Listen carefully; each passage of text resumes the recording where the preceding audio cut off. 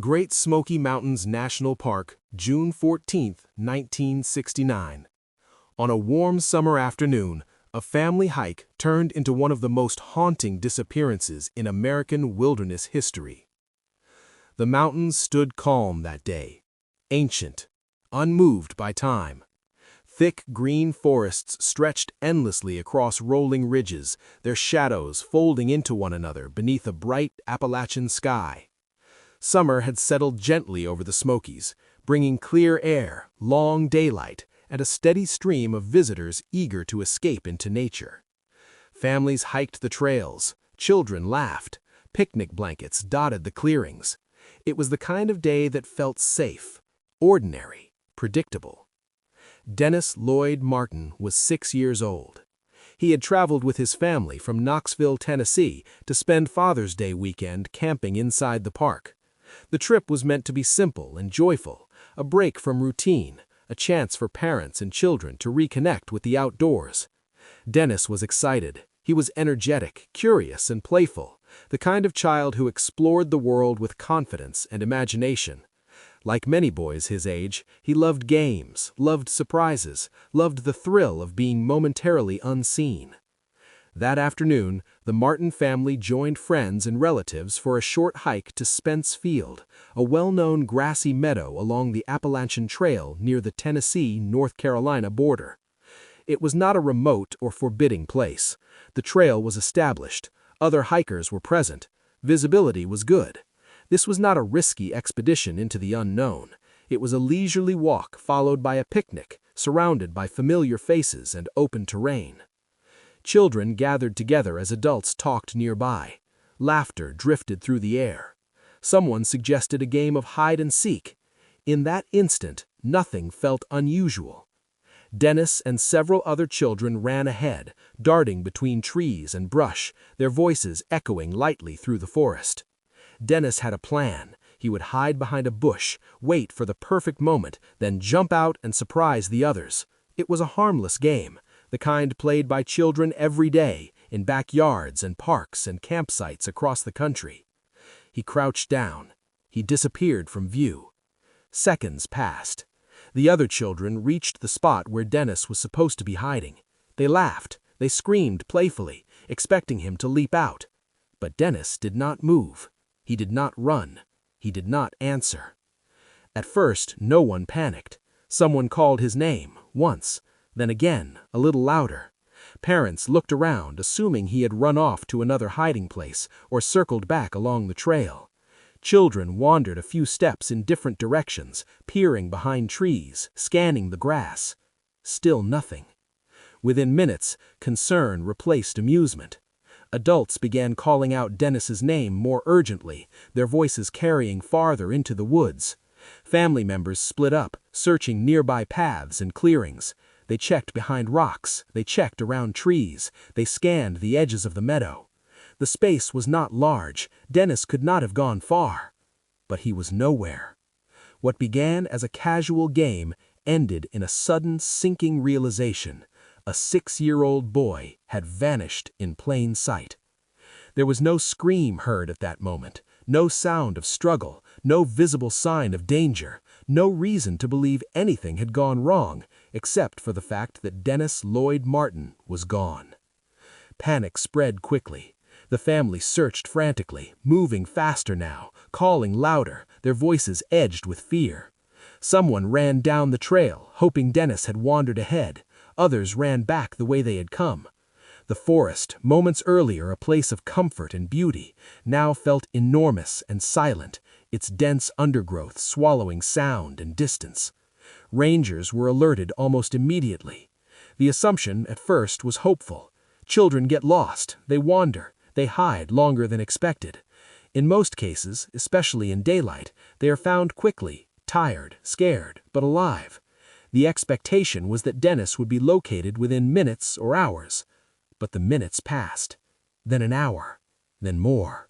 No footprints appeared, no broken branches, no discarded clothing, no trace of where he had gone or how he had vanished so completely, so quickly. The Great Smoky Mountains, ancient and indifferent, offered no answers. As the sun continued its slow descent toward the horizon, the gravity of the situation deepened. This was no longer a missing child who had strayed from a path. This was a disappearance unfolding in real time inside one of America's most visited national parks, surrounded by people, under clear skies, in broad daylight. Searchers would later return to this moment again and again, the precise instant when Dennis hid behind a bush and was never seen again. Investigators would map it, measure it, reconstruct it from memory and testimony. Parents would replay it endlessly in their minds, asking the same questions with no answers. How does a child vanish so completely? How does a 6-year-old disappear without a sound? How does a place filled with people become the setting for total silence? By nightfall, the Smoky Mountains would be transformed. Trails that felt welcoming hours earlier would become dangerous and disorienting. Fog would creep in, temperatures would drop, darkness would erase familiar landmarks, and somewhere in that vast wilderness, a child was missing. Dennis Lloyd Martin did not walk out of the woods that evening. He did not answer calls. He did not leave clues behind. What happened in those seconds, the brief span between hiding and being missed, remains one of the most disturbing unanswered questions in American wilderness history. This was not a disappearance in the shadows. It happened in daylight. It happened among families. It happened during a game. And more than half a century later, the moment Dennis Martin vanished still echoes through the trees of the Great Smoky Mountains, unanswered, unresolved, and deeply haunting. The Great Smoky Mountains rise along the border of Tennessee and North Carolina like a living wall of green, ancient and immense. Long before they were designated a national park, long before trails were marked and maps were printed, these mountains existed as a wilderness shaped by time, weather, and silence. They are among the oldest mountain ranges on Earth, their rounded peaks softened not by gentleness, but by age, millions of years of erosion carving deep hollows, narrow ravines, and dense forests where sunlight struggles to reach the ground. By 1969, Great Smoky Mountains National Park was already one of the most visited parks in the United States. Families came for weekend hikes, scenic overlooks, and peaceful campsites. On the surface, the Smokies appeared welcoming: rolling hills, lush greenery, mist drifting gently through valleys like breath. But beneath that beauty lay a landscape capable of disorientation, concealment, and danger, especially for someone small, alone, and unfamiliar with its scale. The park spans more than 500,000 acres. It contains over 800 miles of trails, thousands of streams, and countless unmarked paths formed by animals, erosion, and time. Dense hardwood forests dominate much of the terrain, thick with rhododendron, mountain laurel, and underbrush that can grow shoulder-high or more. In many areas, visibility drops to just a few feet. A person can step off a trail and vanish from sight almost immediately. Even experienced hikers describe the Smokies as deceptively complex.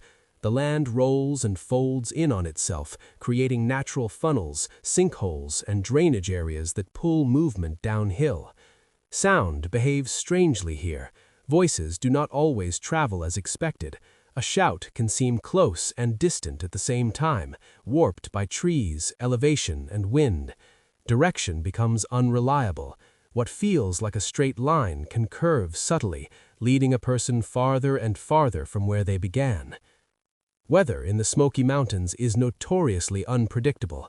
A clear summer afternoon can transform rapidly into fog, rain, or sudden cold. Moist air from the Gulf of Mexico collides with higher elevations, producing thick cloud cover that can descend without warning. Fog rolls through valleys like a living thing, swallowing landmarks and reducing visibility to almost nothing. Rainstorms can appear suddenly and linger for hours, soaking the forest floor and erasing physical evidence, footprints, disturbed soil, broken vegetation. In 1969, search technology was limited. There were no GPS devices, no digital tracking tools, no cell phones. Communication between search teams was slower and less precise. In a wilderness as vast and irregular as the Smokies, even well-coordinated efforts faced immense challenges. For a child like Dennis Martin, the environment was not simply large, it was overwhelming. At 6 years old, Dennis stood only a few feet tall. His line of sight was lower, closer to the forest floor where visibility is worst. Rocks appear larger, slopes feel steeper. What looks like a small dip to an adult can become a deep hollow to a child. A simple step downhill can turn into a slide. A harmless-looking thicket can become impassable. Children also perceive distance differently. A few steps can feel like an adventure. A bend in the trail can feel like a new world. Once separated, even briefly, reorientation becomes difficult. Panic sets in. Fear narrows focus. Logical decision-making collapses under stress. Even a confident child can freeze or make choices that unintentionally worsen their situation. The Smoky Mountains are also home to wildlife. Black bears roam the park, as do wild boar, coyotes, and smaller predators. While attacks on humans are rare, especially during daylight, the presence of animals adds another layer of complexity to any disappearance. Investigators must consider not only human behavior, but natural forces, scavengers, terrain shifts, and environmental processes that can obscure or destroy evidence. Water plays a significant role as well. The park contains hundreds of fast-moving streams and creeks, many concealed by vegetation. A child moving downhill could encounter water quickly without realizing it. Slippery rocks, steep embankments, and cold currents present hazards even to adults. Once in water, evidence can be carried miles away, dispersed beyond recovery. Spence Field itself, where Dennis vanished, is often described as a grassy meadow, but that description can be misleading. While parts of it are open, the surrounding areas transition quickly into thick forest. The Appalachian Trail runs nearby, but numerous unofficial paths branch away, worn into the earth by decades of foot traffic and wildlife. A child stepping off the main area could enter dense cover within seconds. Searchers later emphasized this reality repeatedly. The Smokies do not need to hide you deliberately, they simply absorb you. In many missing person cases in wilderness environments, time is the most critical factor. The first hours matter more than days. The quicker a person is located, the higher the chance of survival and recovery. But the Smokies complicate even immediate response. Dense foliage prevents aerial observation. Helicopters struggle to see through the canopy. Dogs lose scent quickly when rain falls or when ground conditions are disturbed by many people moving through the same area. Ironically, popularity can worsen search conditions. When many hikers and volunteers enter the area, they unintentionally contaminate potential evidence. Footprints overlap, scents are confused, ground is trampled. What might have been a clear trail becomes noise, visual and olfactory chaos that obscures direction rather than clarifies it. In Dennis Martin's case, this reality would become painfully clear. From the outside, it seemed impossible that a child could disappear in a place filled with people. The assumption was that someone must have seen something, that some trace would remain, that nature, though vast, would eventually give something back. But the Great Smoky Mountains have a long history of unresolved disappearances, many involving experienced hikers and adults who vanished without explanation. Over the years, park records would quietly accumulate reports of people who stepped off trails and were never found, despite searches that mirrored and sometimes exceeded the effort mounted for Dennis. These cases share common features: sudden disappearance, lack of physical evidence, and terrain that resists reconstruction. They remind investigators that wilderness does not operate on human logic. It does not preserve stories. It does not highlight mistakes. It erases. For families unfamiliar with this reality, the shock is profound. The idea that a place designed for recreation could also be a place of permanent loss feels contradictory.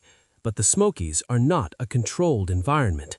They are not a park in the urban sense. They are a living system, vast and indifferent, where survival depends on awareness, preparation, and luck. In 1969, public understanding of wilderness risk was limited. Signage miniature was minimal. child supervision guidelines were less formalized. The idea that a child could vanish so quickly in a popular national park was almost unthinkable. That disbelief would shape the early response, a belief that Dennis must be close, that he would be found soon, that this was a temporary separation rather than a permanent loss. But the mountains do not conform to optimism. As hours passed and daylight began to fade, the environment itself became an adversary. Shadows lengthened, temperatures dropped, fog crept into higher elevations.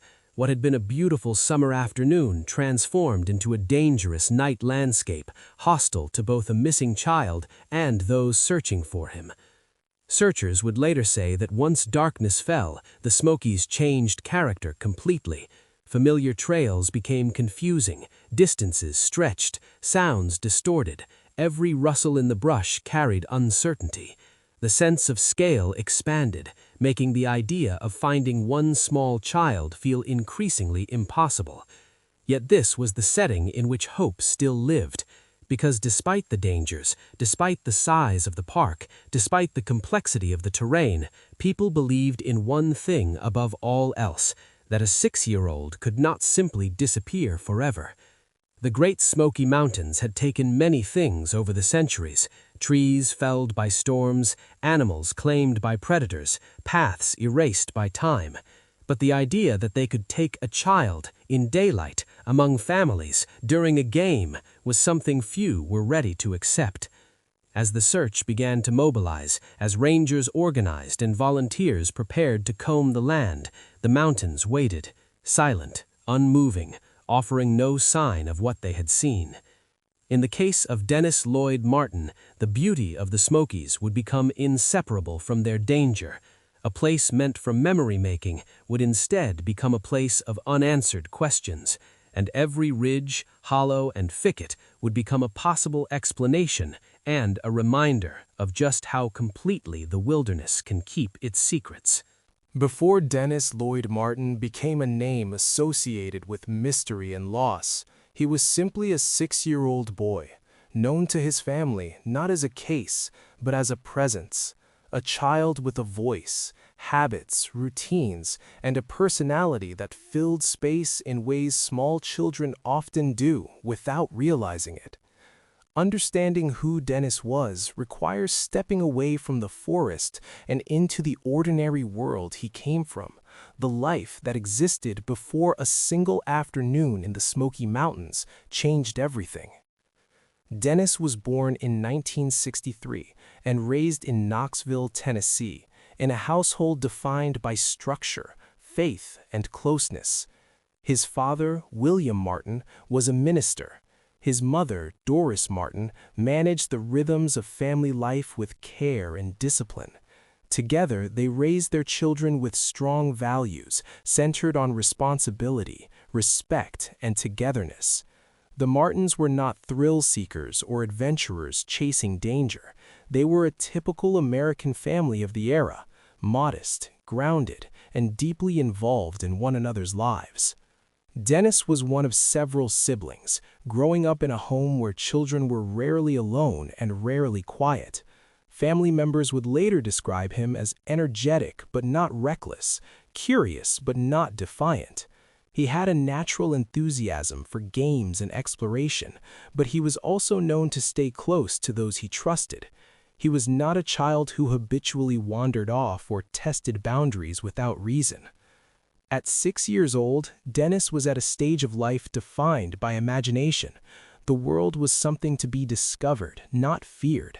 Hide and seek, in particular, was one of his favorite games, a simple thrill rooted in anticipation and surprise. The joy was not in disappearing forever, but in being found, in laughter, in connection.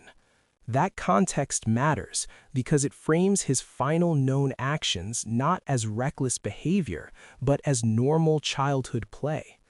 In the days leading up to the camping trip, Dennis was excited. Father's Day weekend meant time away from school routines and responsibilities. It meant tents, outdoor meals, and shared experiences. For a child, camping in a national park carried a sense of adventure without danger. a safe wilderness under adult supervision. Dennis had camped before. He was familiar with outdoor settings and comfortable in nature. Those who knew him emphasized that Dennis trusted adults. He listened to instructions. He understood basic rules. He was not fearful, but he was not naive in a way that suggested he would intentionally put himself in harm's way. This balance, confidence yet compliant, is one of the reasons his disappearance remains so troubling. Photos from the time show a small boy with light hair and a gentle expression, often smiling, often appearing relaxed.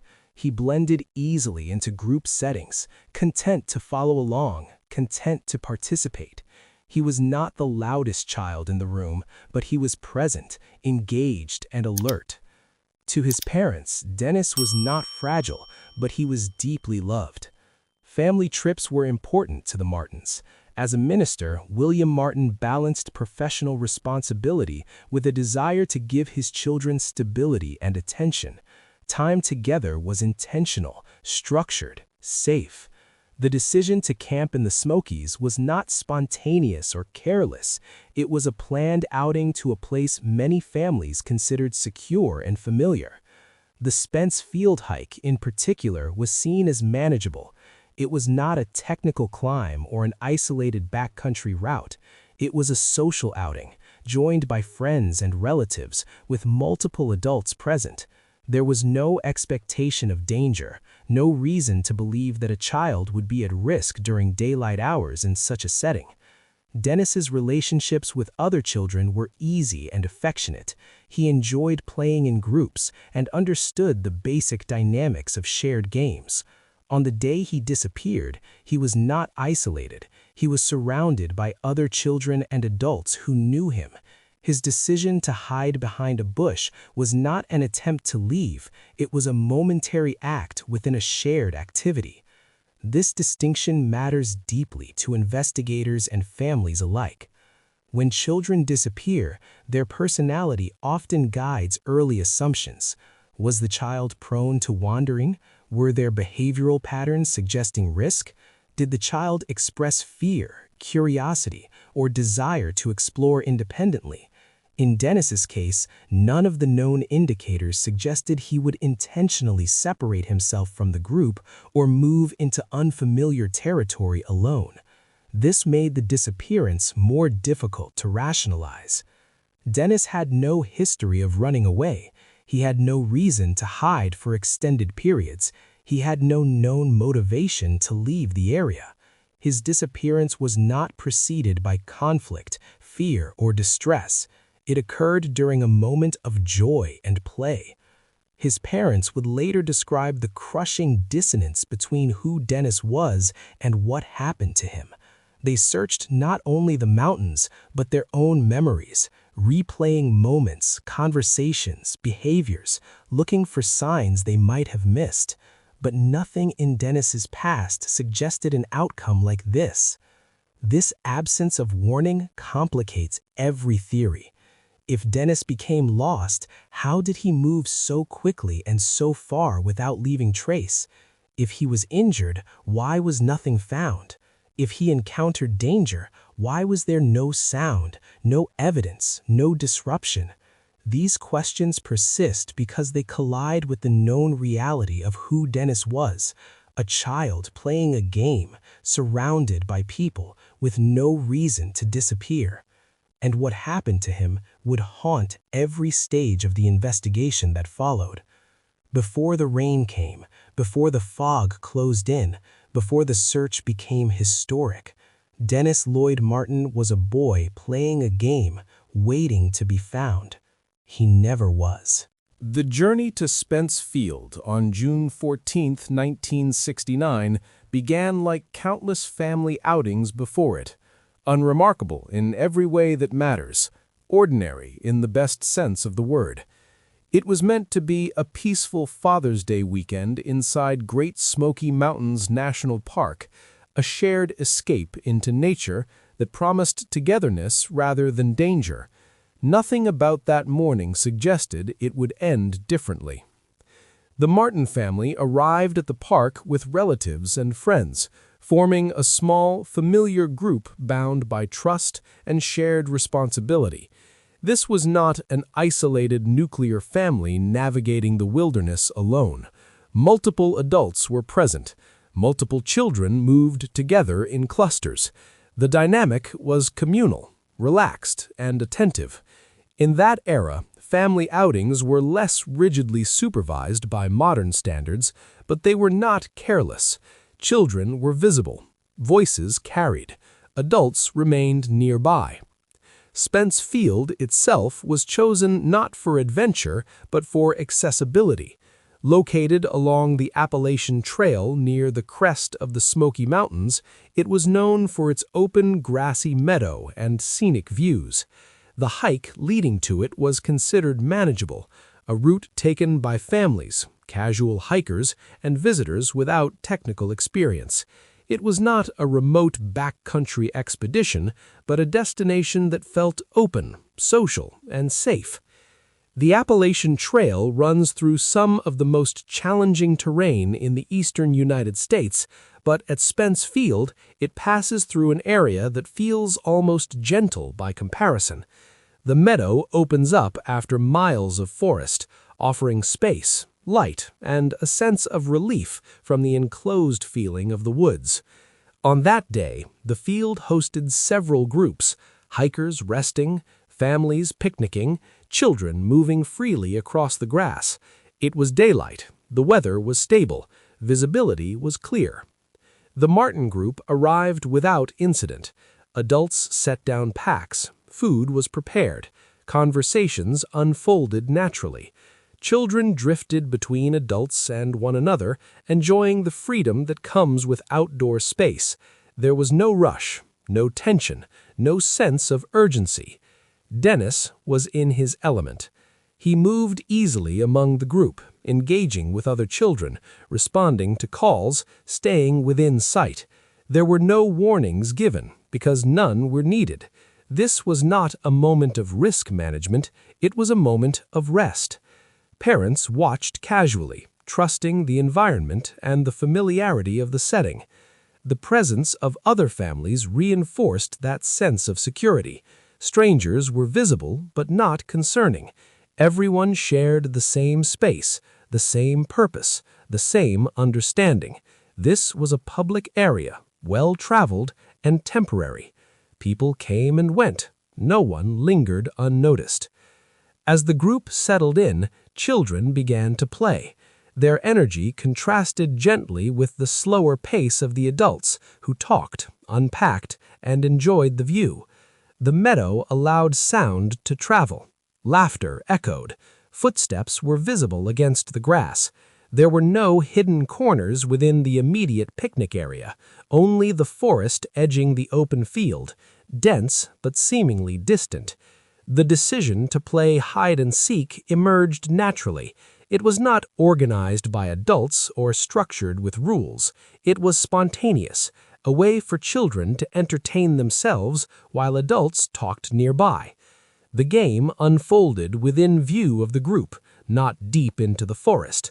The boundaries were assumed rather than stated. Stay close, don't go far, come back quickly. Dennis was one of several children who ran ahead, laughing and shouting, choosing places to hide. This was not unusual.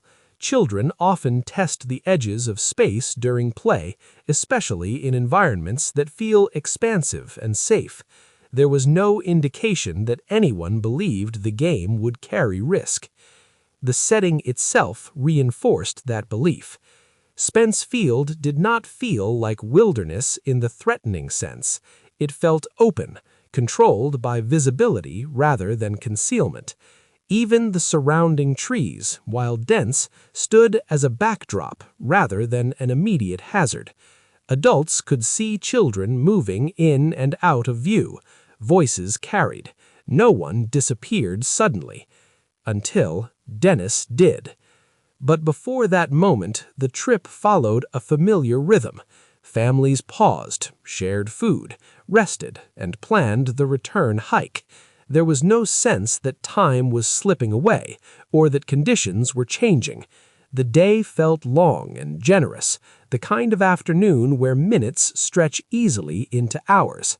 This sense of normalcy is critical to understanding the case because it frames the disappearance not as a consequence of poor judgment or dangerous choices, but as an interruption of routine. The Martins did what countless families had done before them in the same place under similar conditions. And that is what made the disappearance so shocking. Spence Field had not earned a reputation as a dangerous location. It was not associated with steep cliffs, rushing rivers, or known hazards. It was a rest point, not a risk point. Rangers did not warn families away. Guidebooks did not highlight it as treacherous.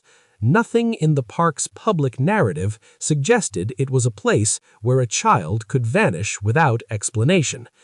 In hindsight, investigators would examine every detail of that setting: the slope of the land, the vegetation patterns, the proximity of trails, the way sound traveled across the meadow. They would ask whether the openness of Spence Field created a false sense of security, encouraging families to relax vigilance in a place that bordered dense forest. But at the time, there was no reason to think that way. The adults present could account for one another. Children were visible. The group was cohesive. The outing was proceeding exactly as planned. When Dennis hid behind a bush, it was within the understood limits of the game.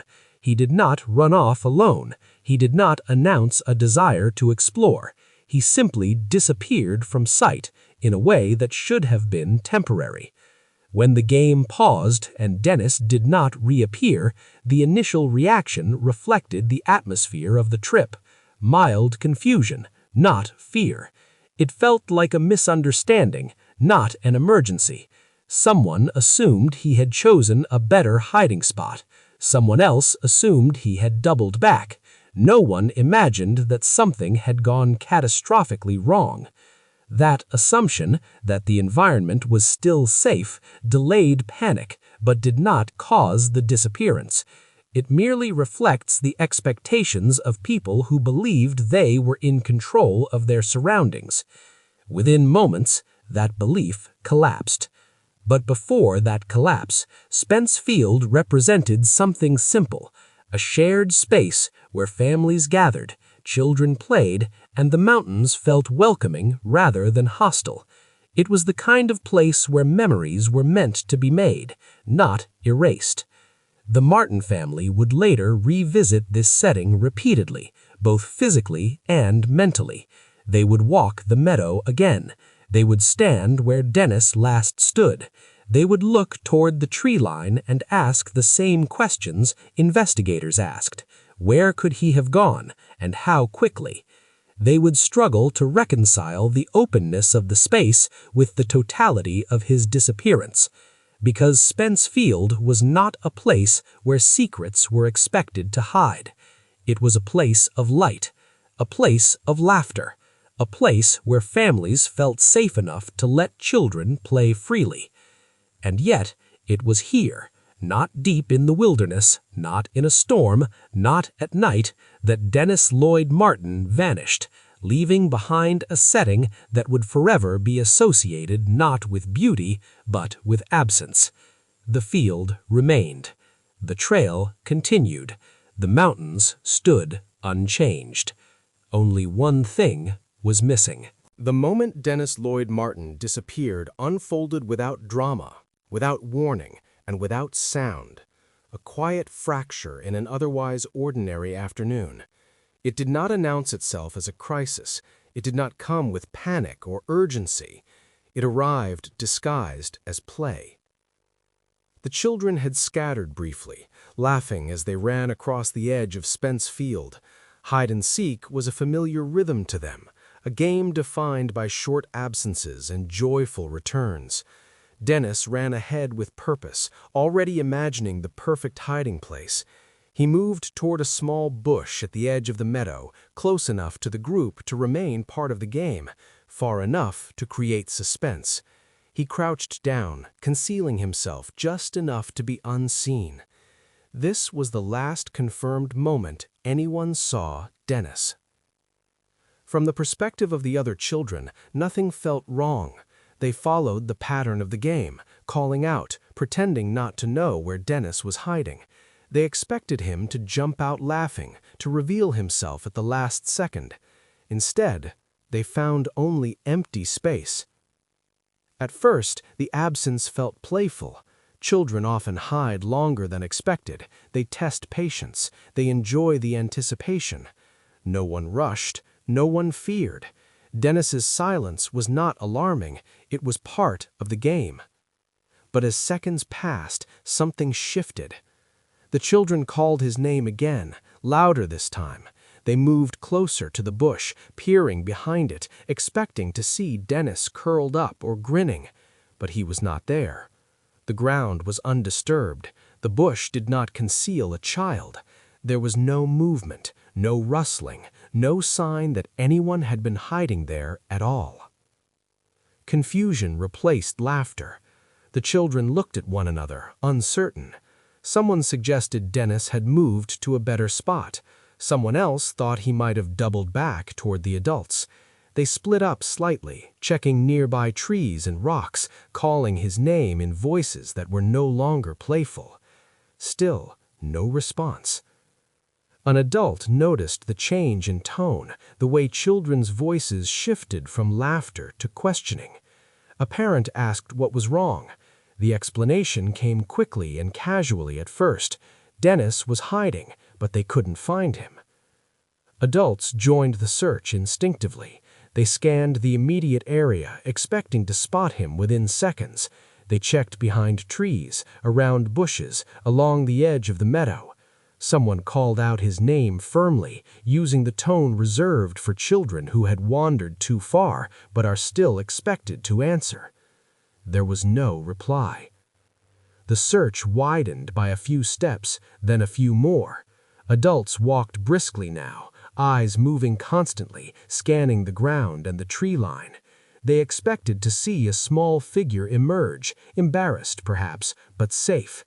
That expectation lingered for several minutes, even as unease began to creep in. Dennis did not appear. At this point, the game was over. Adults began calling Dennis's name repeatedly, louder, their voices edged with fear. Some ran down trails calling as they went. Others searched the perimeter of Spence Field repeatedly, retracing steps, refusing to believe that Dennis could simply vanish from such a limited area. Children were gathered together, confusion and fear spreading among them as they realized the game had turned into something serious. Adults reassured them, even as their own confidence eroded. Someone ran to alert rangers. The time between Dennis being last seen and rangers being notified was short, measured in minutes, not hours. This detail would later be emphasized repeatedly. The response was immediate. There was no delay that allowed hours of wandering or exposure before help arrived. The disappearance was recognized almost as soon as it occurred. Yet even with this rapid response, the first search yielded nothing. Rangers arrived and joined the effort, asking questions, establishing a rough timeline. They were told exactly where Dennis had been last seen, where he was supposed to be hiding, and where searches had already been conducted. They began expanding the search methodically, scanning terrain that seemed implausible for a child to traverse quickly. The absence of physical evidence was immediate and troubling. There were no footprints leading away from the area, no broken branches, no disturbed undergrowth suggesting rapid movement. The ground near the bush showed no sign of struggle or passage. It was as if Dennis had been erased from the scene. Searchers would later return to this exact location countless times, mapping it, photographing it, measuring distances. They would try to understand how a child could disappear so thoroughly from such a confined space. But in those first moments, the focus was singular. Find Dennis. Hope still existed. Children get lost and are found. That belief drove the search forward, fueling effort and determination. No one was yet ready to consider darker possibilities. The assumption was that Dennis was nearby, frightened, perhaps injured, waiting to be discovered. As daylight continued, that hope persisted, but it began to change shape. The longer Dennis remained missing, the more the disappearance defied explanation. The silence became oppressive. Every unanswered call chipped away at certainty. Every search pass that turned up nothing deepened the sense that something extraordinary had occurred. Dennis hitting behind the bush became fixed in memory, not as a playful act, but as a dividing line between normal life and permanent uncertainty. Before that moment, the world made sense. After it, nothing did. Parents and searchers alike would later describe the experience as surreal, as if time itself had misbehaved. A child could not vanish like this, not here, not now, not in daylight, not among people. And yet, he had. The forest did not respond. The meadow did not reveal anything. The mountains remained silent witnesses. Dennis Lloyd Martin had disappeared not over hours or days, but in the span of a game, in the brief, fragile space between hiding and being found.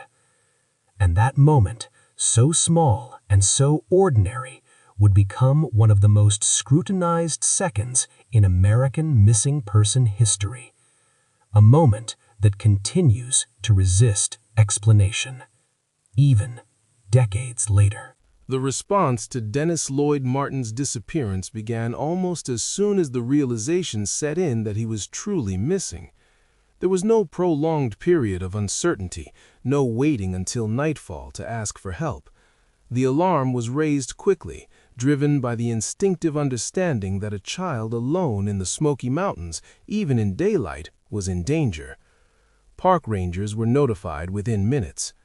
Great Smoky Mountains National Park in 1969 maintained ranger stations and patrols across its vast territory, but the scale of the park meant that immediate coordination was always a challenge. When word reached rangers that a 6-year-old boy had vanished near Spence Field, the situation was treated as urgent from the outset. Rangers knew the terrain, they understood how quickly conditions could change, and they understood how unforgiving the mountains could be to someone small, frightened, and alone. The first rangers on scene began by gathering information. They asked the adults present to describe exactly what had happened, who had last seen Dennis, where he had been hiding, and how much time had passed. They marked the approximate last seen point near the edge of the meadow and began working outward in widening arcs. This initial phase of a search is often the most critical. Known as a hasty search, it focuses on the most likely locations a missing person could reach within a short amount of time. Rangers checked nearby trails, drainage areas, slopes, and natural funnels that could guide movement downhill. They called out Dennis's name repeatedly, listening for any response. At this early stage, optimism remained high. Children are often found close to where they were last seen. Rangers believed Dennis may have wandered just out of sight, possibly confused or injured but still reachable. The assumption was that he would respond to voices or emerge when he heard familiar names. Searchers moved quickly but methodically, covering ground with urgency rather than panic. Other visitors in the area were asked if they had seen a child matching Dennis's description. Some reported seeing children playing earlier but could not recall specific details. No one reported seeing Dennis leave the area, fall, or encounter danger. As minutes turned into an hour, the search expanded. Rangers requested additional personnel. More park staff arrived, followed by volunteers who had been camping or hiking nearby. Trails leading away from Spence Field were covered in both directions. Searchers moved off-trail into dense forest, pushing through undergrowth, calling out Dennis's name continuously. The terrain made this difficult almost immediately. Off the main meadow, the forest thickened rapidly. Visibility dropped. The ground became uneven, crisscrossed by roots, rocks, and sudden drops. Searchers had to watch their footing while scanning for any sign of a child, a flash of color, a movement, a sound. Despite the intensity of the effort, nothing was found. The lack of immediate clues unsettled experienced rangers.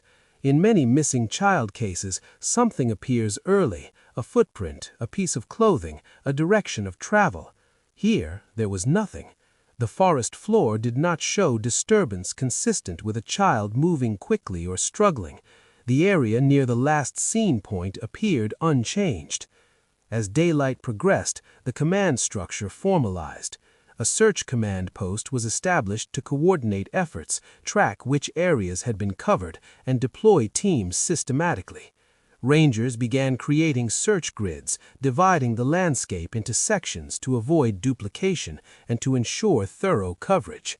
Communication relied on radios, but coverage was inconsistent in the mountainous terrain. Messages sometimes had to be relayed in person, slowing coordination.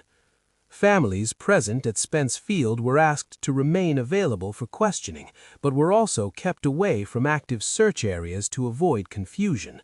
For Dennis's parents, this period was agonizing, watching professionals search the land while being unable to participate fully, suspended between hope and fear. As hours passed, the optimism of the initial response began to erode. Rangers had covered the most likely paths. They had checked the easiest routes a child might take. They had followed downhill areas where someone lost might naturally drift. They had called loudly, listened carefully, and scanned continuously. Still nothing. By late afternoon, the seriousness of the situation was undeniable. Dennis had not been found within the expected time frame. The possibility that he was injured, trapped, or in a dangerous situation grew urgent with each passing minute. The decision was made to escalate the response. Additional resources were requested from outside the park. Local law enforcement was notified. Word spread beyond the immediate area, drawing attention from surrounding communities. The search was no longer a localized effort. It was becoming a coordinated operation. Volunteers began arriving in larger numbers, responding to calls for assistance. Many were local residents familiar with the mountains. Others were simply people moved by the idea of a missing child and willing to help. They formed search lines, spacing themselves to maintain visual contact, moving slowly through assigned areas. Rangers provided instructions, emphasizing safety and coordination. The terrain posed risks not only to the missing child, but searchers themselves. Slips, falls, and exhaustion were real concerns, especially as the search extended into more difficult areas. As evening approached, another challenge loomed: darkness. The Smoky Mountains change dramatically after sunset. Temperatures drop quickly, even in summer. Shadows deepen. Fog can roll in unexpectedly. Visibility becomes limited to what a flashlight or headlamp can reveal. For a child, nighttime conditions significantly reduce chances of survival. For searchers, they complicate every movement. Rangers faced a difficult decision, whether to continue searching through the night or to adjust tactics to account for safety. In Dennis's case, the urgency of a missing child outweighed the risks. The search would continue. Lighting equipment was gathered, teams prepared for night operations, calls for additional manpower intensified. What had begun as a hopeful, hasty search was transforming into a full-scale emergency response. Throughout this phase, the absence of evidence remained the most troubling factor. No scent trail had been identified, no witnesses had reported seeing Dennis leave the area, no sounds had been heard.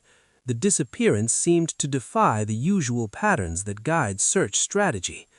Rangers began to consider less likely possibilities, places a child might not normally reach, areas that would require climbing, sliding, or falling. They checked steep slopes, ravines, and thick brush. They examined natural features that could conceal a small body. Still, the mountains gave nothing back. For Dennis's family, the waiting was unbearable. Each hour without news felt heavier than the last. The knowledge that the search was expanding rather than narrowing was terrifying. It meant that certainty was slipping away, replaced by a growing field of unknowns. The immediate response had been swift, organized, and extensive. There was no negligence, no lack of effort, no delay that could easily explain the outcome. And yet, despite everything done correctly, the result remained the same. Dennis Lloyd Martin was missing. As night fell over Spence Field, searchers moved under artificial light, calling a child's name into darkness that did not answer. The forest absorbed their voices. The meadow, once filled with laughter, stood empty. The disappearance had crossed a threshold. It was no longer just a search for a lost child.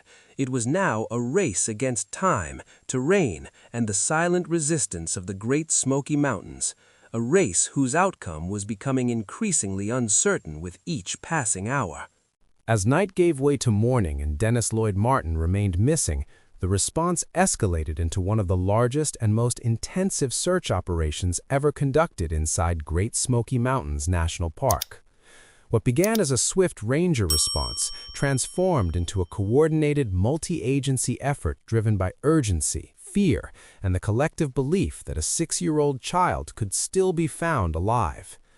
The scale of the search expanded dramatically. Local law enforcement agencies joined park rangers, bringing additional manpower and organizational resources. Word of the disappearance spread rapidly beyond the park's boundaries, reaching state authorities and nearby military installations. The seriousness of the situation was undeniable. A young child had vanished in a national park without trace and without explanation. Hundreds of people converged on the area around Spence Field. Volunteers arrived from surrounding towns, some with experience in the mountains, others with none at all. They came wearing boots, carrying flashlights, and fueled by the shared instinct to help. Rangers and law enforcement worked to manage the growing number of searchers, organizing them into teams and assigning specific areas to avoid chaos and overlap. The National Guard was mobilized. Guard units provided additional personnel, logistical support, and equipment. Their involvement marked a significant escalation, reflecting the belief that this was no longer a routine missing person case. The terrain required manpower on a scale beyond what park staff alone could provide. Soon after, Green Berets from nearby Fort Bragg were brought in. Their inclusion was highly unusual and underscored the gravity of the situation. Trained in survival, navigation, and search operations in difficult environments, the Green Berets were considered uniquely equipped to handle the Smokies' challenging terrain. They brought discipline, structure, and experience that few others could match. Helicopters were deployed to assist with aerial searches. From above, the forest canopy stretched unbroken for miles, a sea of green that revealed little of what lay beneath. While helicopters could help spot large disturbances or clearings, they were limited by the dense tree cover. From the air, a child-sized figure was almost impossible to detect unless in an open area. Still, aerial support remained valuable. Helicopters helped move personnel quickly, surveyed difficult-to-reach areas, and coordinated with ground teams. Their presence added urgency and visibility to the operation, drawing national attention to the case. Tracking dogs were also brought in. Handlers worked with dogs trained to follow human scent, starting from the last known location where Dennis had been seen. In theory, this could provide a direction of travel, narrowing the search and offering hope. But the conditions were already working against them. The area had been heavily trafficked by searchers and volunteers. Scent contamination was severe. Each step taken by a well-meaning helper risked obscuring the very trail investigators hoped to follow. Despite repeated attempts, the dogs failed to establish a reliable scent trail. This absence was deeply troubling. In many cases, even faint scent clues can provide direction. Here, there was nothing consistent enough to guide searchers. Whether Dennis's scent had been destroyed by foot traffic, environmental conditions, or something else entirely remained unclear. Search grids expanded outward from Spence Field in widening circles. Teams were assigned specific sectors, instructed to search thoroughly and report findings. The process was exhaustive and physically demanding. Searchers climbed steep slopes, descended into ravines, crossed streams, and pushed through dense underbrush. Each area was checked and rechecked, sometimes multiple times, to ensure nothing was missed. The terrain took its toll. Searchers suffered from exhaustion, dehydration, and minor injuries. Some required medical attention. The effort demanded constant coordination and rotation of personnel to maintain effectiveness. Despite these challenges, the search did not slow. The urgency was driven by time.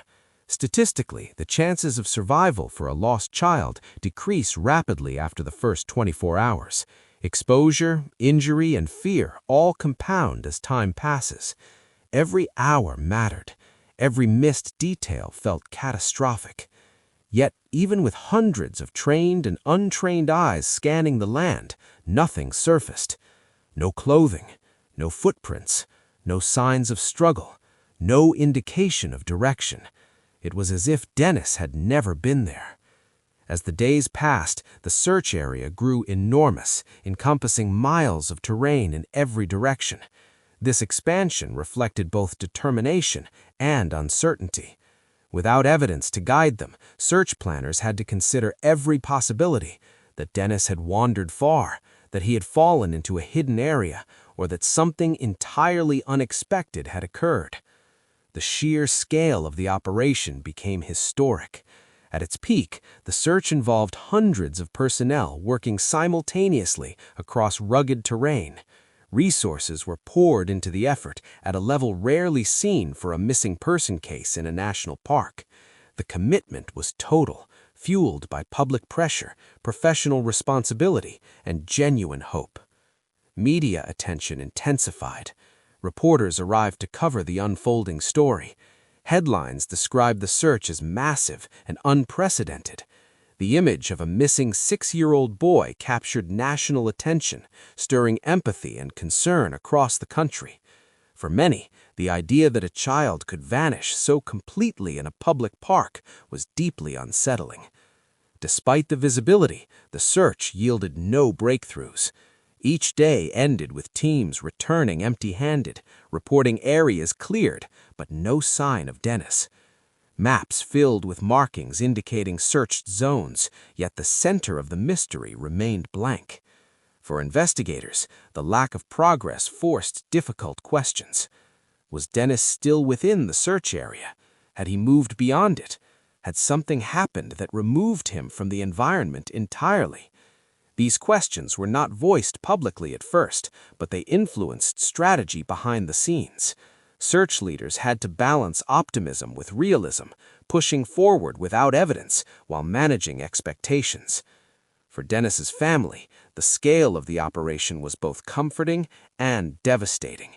It demonstrated that everything possible was being done, that their son had not been forgotten or dismissed. But each passing day without results deepened the fear that even this extraordinary effort might not be enough. The involvement of elite military personnel and extensive resources raised another painful possibility. If even they could not find him, what chance remained? As the search entered its third and fourth days, fatigue became a major factor. Volunteers cycled in and out, but the core teams remained, driven by duty and hope. Weather conditions fluctuated, further complicating efforts. Rain and fog interfered with visibility and scent tracking, undermining already fragile leads. Still, the search pressed on, because to stop searching would mean accepting a truth no one was ready to face. The Great Smoky Mountains had absorbed hundreds of trained searchers, helicopters, dogs, and technology, and yet they offered no answer in return. The silence grew heavier with each day, turning the operation into a test not only of logistics, but of belief. Belief that a child could still be found. Belief that effort would be rewarded. Belief that the mountains would eventually give something back. But as the massive search operation continued, one reality became impossible to ignore. Despite one of the most extensive efforts in park history, Dennis Lloyd Martin remained missing, and the mystery surrounding his disappearance was only deepening. The scale of the search proved one thing with certainty. If Dennis was out there, he was hidden in a way no one had anticipated. And if he was not, then the question of what happened to him became far more unsettling than anyone was prepared to admit.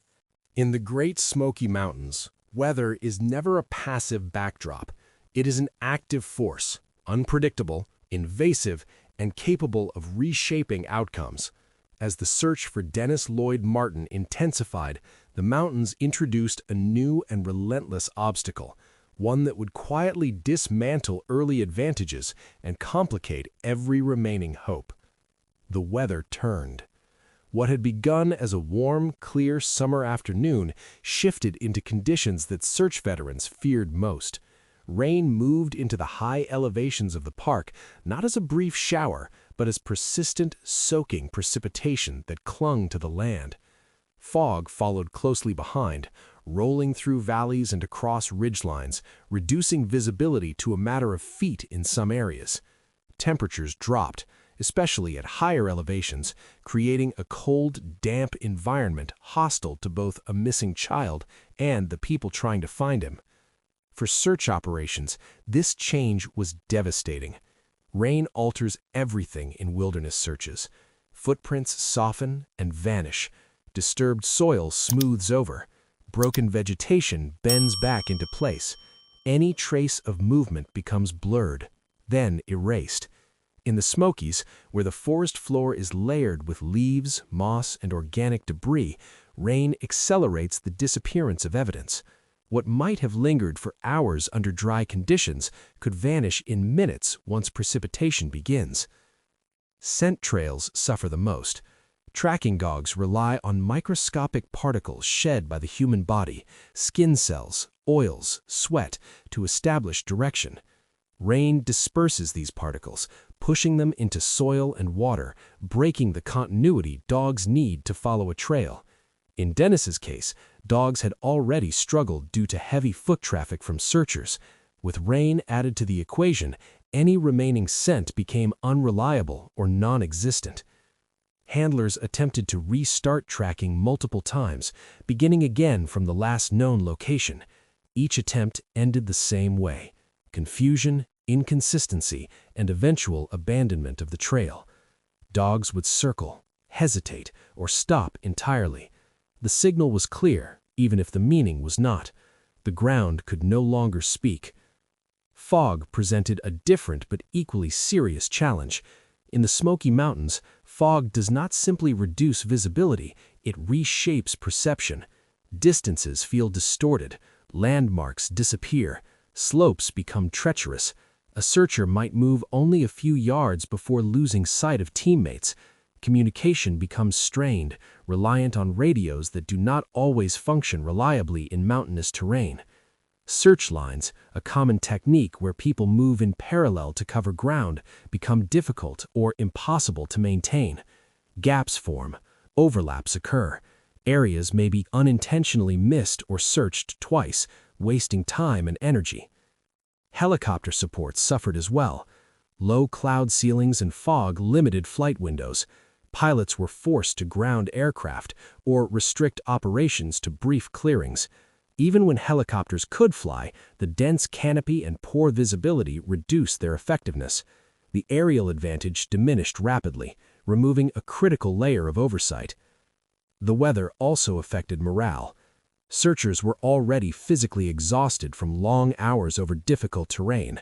Now they faced cold rain soaking clothing, making movement heavier and more dangerous. Boots slipped on wet rock, trails turned slick, streams swelled, becoming harder to cross safely. Fatigue increased the risk of injury, forcing commanders to balance urgency with the safety of those searching. But the most devastating impact of the weather was its effect on time. Each hour of rain compounded the difficulty of recovery. For a missing child, exposure to cold and wet conditions dramatically reduces survival chances. Hypothermia becomes a real threat, even in summer, particularly for someone small and lightly clothed. Search leaders understood this reality acutely. The weather was not just erasing clues, it was working against Dennis himself. This realization introduced a painful shift in tone. Early optimism gave way to quiet urgency. Teams pressed harder, covering ground faster despite the worsening conditions. Search planners adjusted strategies, prioritizing areas where a child might seek shelter, under fallen logs, in hollows, near rock outcroppings. They checked drainage areas repeatedly, knowing rain could funnel a lost person downhill. Still, nothing emerged. The rain did not reveal tracks. The fog did not lift to expose movement. The mountains remained silent. As conditions worsened, the search became increasingly dangerous for the people conducting it. Slips and falls multiplied. Minor injuries accumulated. Some volunteers had to be pulled from the field due to exhaustion or exposure. Medical teams remained on standby, treating hypothermia and injuries as needed. Yet the search continued. Stopping was unthinkable. The weather, however, forced a strategic reckoning. Commanders had to consider whether continued searching in certain areas was effective or simply hazardous. Night operations in rain and fog posed extreme risks. Teams were rotated more frequently, but manpower limitations became apparent. The mountains were winning the battle of attrition. With each passing day, the probability of finding Dennis alive diminished. This was not a conclusion drawn lightly or publicly, but it shaped decisions behind the scenes. Search efforts became more methodical, less frantic, focused on coverage rather than rescue alone. The rain also altered the landscape in subtle ways. Streams rose, changing their paths slightly. Leaf litter shifted. Small landslides occurred in steep areas. These changes further obscured any trace Dennis might have left. Even if searchers passed within feet of where he had been, they might not recognize it. In wilderness searches, there is often a critical window, a period when conditions allow clues to remain intact and voices to travel.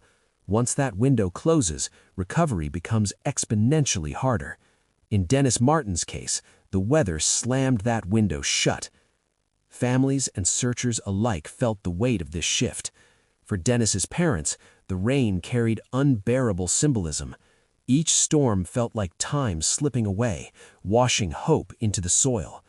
They remained nearby, waiting for news that did not come, listening to updates that grew more cautious with each passing day.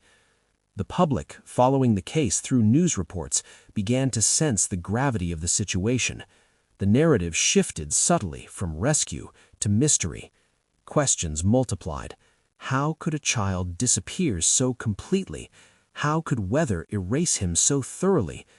Investigators understood that weather alone did not explain everything, but it explained enough to be devastating. It explained the absence of footprints. It explained the failure of dogs. It explained the lack of physical evidence. What it did not explain was the disappearance itself. Rain doesn't make people vanish. Fog doesn't carry children away. Weather can destroy evidence, but it cannot create absence out of nothing. That distinction haunted those leading the search. As days passed under worsening conditions, the search became a test of endurance and resolve. Every decision carried risk. Every delay carried consequence. The mountains, soaked and silent, seemed to resist every attempt to uncover their secret. In the end, the weather did not simply complicate the search, it transformed it. What began as a race to find a lost child became a struggle against time, terrain, and an environment that steadily erased the past. By the time skies began to clear, the opportunity to recover clear answers had already slipped away. The rain stopped eventually. The fog lifted, but by then, the damage was done. The Great Smoky Mountains had been given days to absorb Dennis Lloyd Martin, and they did not give him back. As the physical search for Dennis Lloyd Martin expanded and evidence on the ground remained absent, attention turned increasingly toward human observation. The memories, impressions, and fragments reported by people who had been in or near the park on June 14, 1969. In many missing persons cases, witness accounts provide direction when terrain refuses to cooperate. In Dennis's case, they did something far more unsettling. They complicated the mystery. From the beginning, investigators faced a difficult truth. Spence Field was not isolated. Other hikers and families were present that afternoon. Trails nearby carried foot traffic. If Dennis had moved through the area, or if someone else had moved with him, it was possible someone had seen something. But what emerged were not clear answers. What emerged were accounts that could not be fully verified, aligned imperfectly with timelines, and resisted definitive interpretation. The most widely discussed account involved a man reportedly seen carrying a child. This sighting was reported by a family hiking in the area later that day. According to their statement, they encountered a man moving through the forest who appeared to be carrying a child over his shoulder. The child was described as small and limp, though not necessarily unconscious. The man reportedly did not engage with the family, avoided conversation, and continued on his way. At first glance, the report seemed significant. A man, a child, in proximity to the time and place Dennis disappeared. Investigators took the account seriously and followed up quickly. The family was interviewed, and details were recorded as precisely as possible. The description of the man, his clothing, and the direction of travel were documented. Rangers attempted to determine whether the sighting could plausibly be connected to Dennis, but problems emerged almost immediately. The timeline was unclear. The family could not definitively state the exact time of the sighting. Estimates varied. Investigators attempted to align the report with known movements of searchers, hikers, and park staff. It was possible, though not certain, that the child seen could have been asleep, injured, or simply being carried by a parent. No corroborating witnesses came forward. No one else reported seeing the same man. No one encountered him again. No reports emerged of a distressed child being carried through the park that day, beyond this single account. Without additional confirmation, the sighting remained isolated. Investigators also considered the environment itself. Hikers in the Smokies often carry children. Trails can be tiring. Young children fall asleep. Parents pick them up. This behavior is not unusual, particularly in family-friendly areas of the park. The absence of overt distress or alarm during the sighting made interpretation difficult. The account was neither dismissed nor confirmed. It remained suspended, a possibility without proof. Another report added to the uncertainty, a scream heard in the distance. A woman camping in the park later reported hearing what she believed was a child's scream sometime after Dennis disappeared. The sound was described as brief, distant, and difficult to localize. In mountainous terrain, sound behaves unpredictably. Echoes distort direction. Wind carries noise unevenly. What seems close may be far away, and what seems far may be nearby. Investigators recorded the report and attempted to assess its relevance. Again, timing posed a challenge. The woman could not provide an exact time, only an approximate window. The scream could not be definitively linked to Dennis.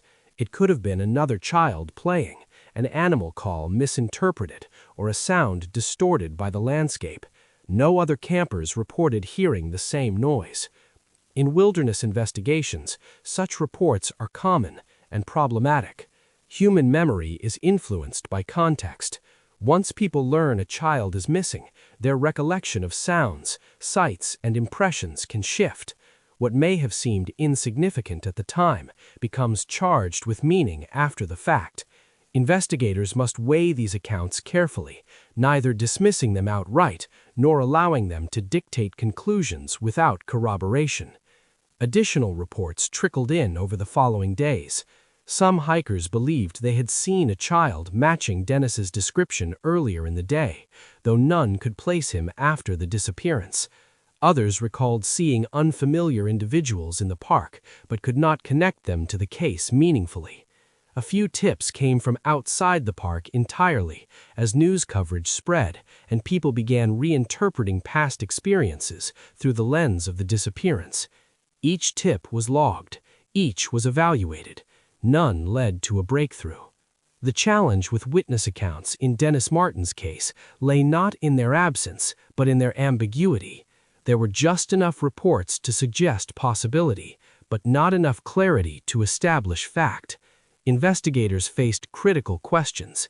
If Dennis was taken, why was there no confirmed sighting of distress? If someone carried him away, how did they move through a crowded park unnoticed? If a scream was heard, why was it not heard by others nearby? The geography of the Smokies complicates every answer. Trails intersect and diverge. Dense forest borders open spaces.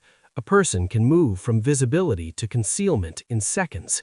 But even with this understanding, the lack of confirmation was troubling. The man carrying a child report became particularly controversial over time. Some viewed it as the most plausible lead, a fleeting glimpse of something terrible that slipped away before it could be understood.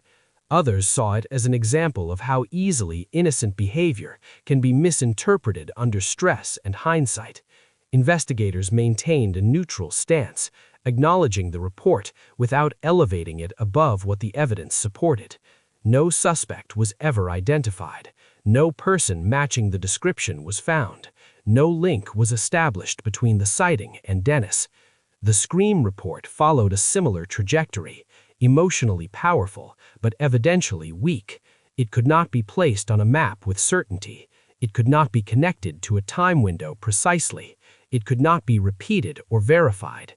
In criminal investigations, witness accounts often gain strength through repetition and corroboration. In Dennis's case, repetition did not occur. Each report stood alone, isolated by time, terrain, and uncertainty. This isolation mirrored the disappearance itself. As days turned into weeks, the role of witness accounts shifted. They no longer guided active search strategy. Instead, they became part of the case file, elements to be revisited, reinterpreted, and debated as theories evolved. For the Dennis family, these reports were agonizing. Each account offered a possible narrative, a moment where something might have been noticed, something might have been prevented, something might have gone differently, but none of them offered resolution. They provided images without outcomes, sounds without locations. The ambiguity was its own kind of cruelty. Investigators were careful not to overstate the significance of these accounts publicly. They understood the danger of creating false certainty or directing suspicion without evidence. At the same time, they could not ignore the reports entirely. In a case defined by absence, even uncertain fragments mattered. Over time, these witness accounts would take on their own life in public discourse. Some would argue that the man carrying a child must have been connected. Others would insist the scream indicated foul play. Still others would dismiss both as coincidences amplified by tragedy. Officially, the stance remained unchanged. The accounts were documented. They were investigated to the extent possible. They were never confirmed. No arrests followed. No charges were filed. No conclusions were drawn. The Great Smoky Mountains kept their silence. In the end, the witness reports did not solve the mystery of Dennis Martin. Instead, they deepened it. They introduced human elements into a case already dominated by environmental uncertainty, creating a layered narrative where possibility and doubt coexist. They stand as reminders of how fragile truth can be in the aftermath of sudden loss, shaped by memory, filtered through fear, and constrained by what cannot be proven. For investigators, they remain unresolved threads. For the family, they remain haunting what-ifs. And for the case itself, they underscore the central, unyielding reality. Despite being seen, heard, and remembered by many, Dennis Lloyd Martin disappeared in a way no witness could fully explain, leaving behind only fragments of perception in a story defined by silence. As the search for Dennis Lloyd Martin continued without result, investigators faced a reality that defines the most difficult missing person cases: the absence of evidence. Not the presence of misleading clues, not the confusion of too many leads, but a near-total vacuum where physical proof should have been. In the Great Smoky Mountains, this absence became the central challenge, shaping every decision and frustrating every attempt at resolution. From the beginning, investigators expected something: a footprint, a torn piece of clothing, a disturbed patch of ground, a direction of travel. But day after day, the mountains offered nothing. Search grids filled with check marks and dates, marking areas covered by hundreds of searchers. Maps became dense with annotations, yet the center of the case remained empty. No matter how far the search extended or how thoroughly areas were combed, there was no physical confirmation that Dennis had moved through the terrain after the moment he disappeared. This lack of trace defied standard investigative models. In most wilderness disappearances, patterns emerge quickly. Lost individuals tend to move downhill, follow water, or stick to paths. Children often respond to voices or seek shelter. Injured persons leave evidence through broken vegetation or blood. Even in cases involving animals, signs typically remain: tracks, drag marks, disturbed soil. In Dennis Martin's case, none of these indicators appeared. The ground near Spence Field showed no footprints consistent with a child running away or walking away. The forest floor, though covered with leaves and organic debris, should have shown some disturbance if Dennis had moved through it. Searchers specifically examined likely routes of travel, downhill slopes, drainage areas, game trails, and found nothing conclusive. This forced investigators to confront uncomfortable possibilities. If Dennis had moved, how had he done so without leaving any trace? If he had been injured, why was there no evidence of a fall or struggle? If he had been taken, how had it happened without detection? Each possibility raised further questions rather than answers. The lack of clothing or personal items was particularly troubling. Children often shed items when lost: hats, shoes, small belongings. These objects can be critical markers, guiding searchers and narrowing focus. Dennis left nothing behind. Not a sock, not a shoe, not a scrap of fabric caught on brush. Searchers checked streams and creeks repeatedly, aware that water can carry evidence away. They searched banks, downstream areas, and debris accumulations. Nothing identifiable as belonging to Dennis was found. The absence of belongings suggested either extraordinary concealment or a scenario that removed Dennis from the environment entirely. Investigators also faced the challenge of contaminated search areas. From the moment the disappearance was recognized, the area around Spence Field filled with people. Families searched instinctively. Volunteers arrived quickly. Rangers and law enforcement moved through the terrain. While this rapid response was necessary, it also compromised the integrity of the scene.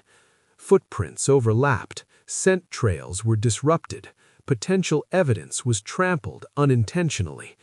In 1969, search and rescue protocol was less refined than it is today. The concept of preserving a last scene point as a forensic scene was not as strictly enforced. The urgency to find Dennis outweighed concerns about contamination. As a result, even if subtle evidence existed initially, it may have been destroyed early in the process. Investigators were acutely aware of this limitation. They could not be certain whether the absence of evidence meant it never existed, or whether it had been erased before it could be documented. Another challenge lay in the environment's complexity. The Smoky Mountains are riddled with micro-terrain features that can conceal a body easily. Sinkholes, rock crevices, dense rhododendron thickets, and fallen logs create countless hiding places. A child could slip into a narrow space and remain unseen even by searchers passing nearby. Search teams attempted to address this by searching methodically and repeatedly, sometimes crawling through dense brush or probing areas with poles.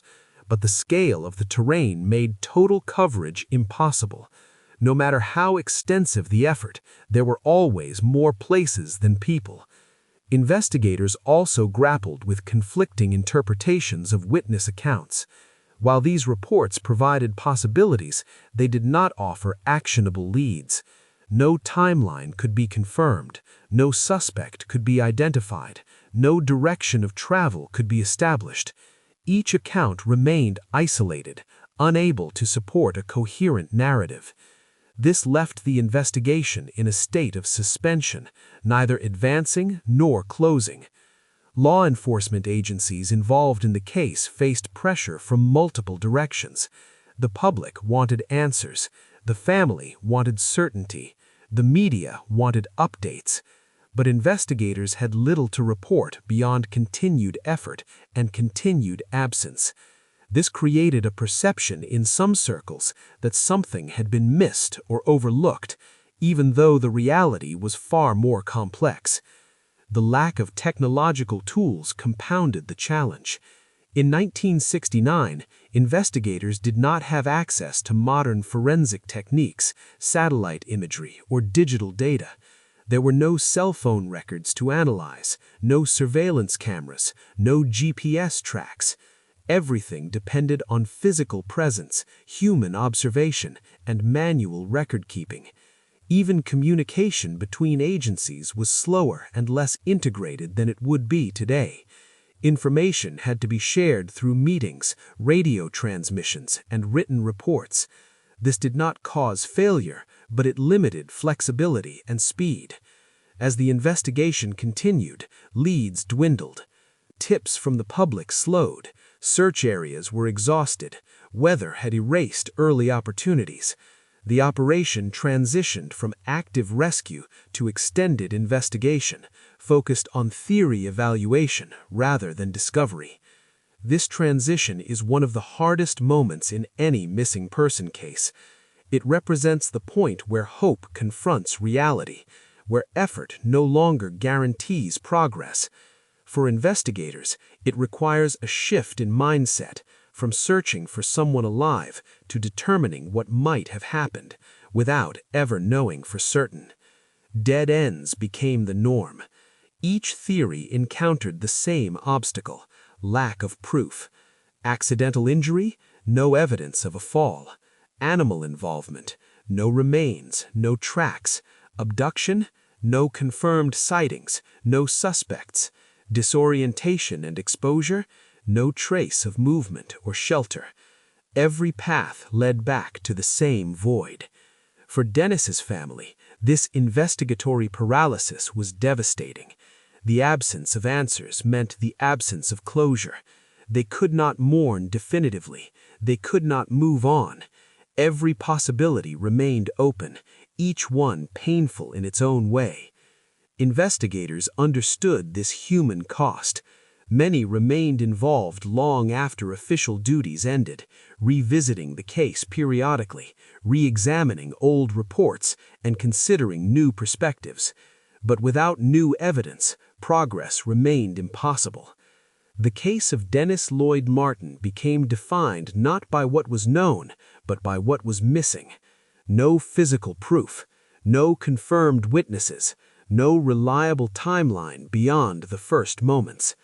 In the language of investigation, it was a case with no anchor points, nothing solid enough to build conclusions upon. This absence doesn't imply negligence or failure. It reflects the harsh reality of wilderness disappearances, where nature erases faster than humans can record. Still, the frustration endured, because despite one of the largest search operations in the park's history, despite hundreds of trained searchers and thousands of hours of effort, the investigation could not answer the most basic question: What happened to Dennis Martin? That question, unanswered and perhaps unanswerable, would follow the case into the decades that followed. A reminder that sometimes, even when everything is done right, the truth remains out of reach. And in the Great Smoky Mountains, silence can be the most impenetrable dead end of all. When evidence fails to speak, investigators are left to assemble possibility from pattern, probability, and restraint. In the disappearance of Dennis Lloyd Martin, theories did not emerge from discovery, but from necessity. Attempts to explain an absence so complete that it resisted every conventional explanation. Over time, several theories were considered, discussed, and debated. None were proven. None were dismissed entirely. Each remains a lens through which the mystery has been examined, weighed against what is known and what is missing. Investigators were careful, both then and in the decades that followed, to present these theories neutrally. In a case defined by uncertainty, certainty would have been dishonest. What follows are the primary explanations considered, not as conclusions, but as frameworks for understanding what might have happened in the moments after Dennis disappeared. One of the earliest and most commonly considered theories was that Dennis became lost, injured, and ultimately succumbed to exposure. Children who become separated in wilderness environments often behave unpredictably. Fear can override logic. A child may move away from voices rather than toward them. He may seek concealment rather than visibility. In mountainous terrain, a few wrong steps can lead downhill rapidly, funneling a person into ravines, drainage areas, or thick vegetation. Investigators noted that the Smoky Mountains are filled with hidden hazards: steep slopes masked by brush, slick rocks, sudden drop-offs, and dense thickets that can trap or conceal a small body. A fall into a concealed area could render someone unconscious or immobile, making it impossible to respond to calls. Exposure, even in summer, is a serious risk at higher elevations. Cold rain, damp clothing, and nighttime temperature drops can quickly lead to hypothermia, particularly in children. Dennis was lightly clothed for a warm afternoon, not equipped for extended exposure. This theory aligns with known wilderness behavior and environmental risk. It does not require outside involvement or extraordinary events. However, it collides with one persistent problem: the absence of evidence. No signs of a fall were found. No disturbed vegetation suggested downhill movement. No body or belongings were recovered, despite extensive searching. While it is possible for a body to remain hidden indefinitely in dense wilderness, especially in an area as vast as the Smokies, the scale of the search makes this explanation difficult to accept without reservation. Still, accident and exposure remain plausible and unresolved. Another theory considered was the possibility of animal involvement, particularly given the presence of black bears in the park. Great Smoky Mountains National Park is home to a significant black bear population. Bears are generally shy and avoid humans, and attacks are rare, especially during daylight and in populated areas. There were no recorded bear attacks on children in similar circumstances in the park at the time. Investigators examined this possibility carefully. They considered whether a bear could have encountered Dennis, injured him, and carried him away. Bears are strong and capable of moving quietly through dense forest. In theory, this could explain the absence of prolonged struggle or audible distress. However, evidence did not support this scenario. No bear tracks were found near the last known location. No signs of a struggle were detected. No remains consistent with predation were discovered. Animal attacks typically leave clear indicators: tracks, disturbed ground, scattered remains. None were present. Additionally, such an event occurring in broad daylight near other people would be extraordinarily rare. While animal involvement could not be categorically ruled out, investigators consistently viewed it as unlikely based on available evidence. Perhaps the most emotionally charged theory was the possibility of abduction. This theory gained traction primarily due to the witness account of a man reportedly seen carrying a child in the park later that day. It introduced the idea that Dennis may have encountered someone who removed him from the environment entirely, bypassing many of the challenges posed by terrain and weather. Investigators approached this possibility with caution. They examined the plausibility of a stranger abducting a child from a populated area without being noticed. They considered the logistics, timing, opportunity, motive, and escape routes. They interviewed witnesses, attempted to identify the man described, and evaluated whether the sighting aligned with known timelines. The challenges were substantial. No confirmed sightings of Dennis with an unknown adult at or near the time of disappearance. No suspects were identified. No vehicles or suspicious activity were reported. Abduction in a national park during daylight, surrounded by families, would require extraordinary boldness and luck. While not impossible, it would be highly unusual. Investigators also had to consider the reliability of witness memory. The man carrying a child account, while compelling, lacked corroboration. It could not be definitively linked to Dennis. Without additional evidence, it remained a possibility, not a conclusion.